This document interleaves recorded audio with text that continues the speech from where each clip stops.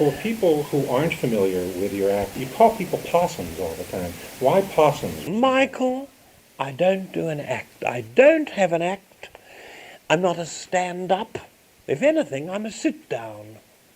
And even if I'm standing, I'm sitting down spiritually. I'm a communicator. In a way, I'm a therapist.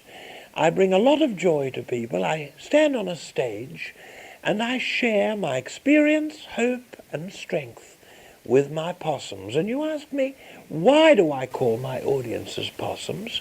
Because when I was little in Australia, and I emphasize, listeners, that I'm an Australian, because some people think I'm British, and of course I'm not. I have a very strong Australian accent, which nonetheless American people adore and try to copy in a rather pathetic way.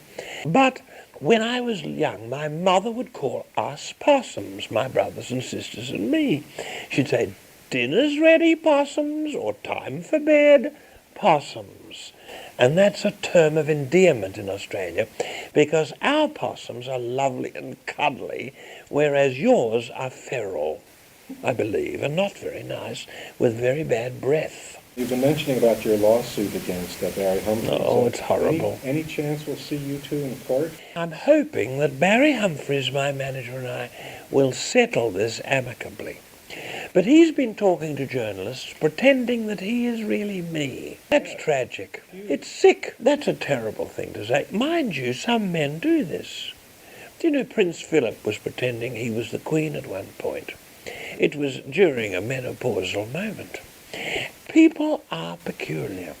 If anyone has any doubts about my gender, let them talk to my gynecologist. Because I travel with him. He's with me now. He's in the other room, waiting to give me an exploratory.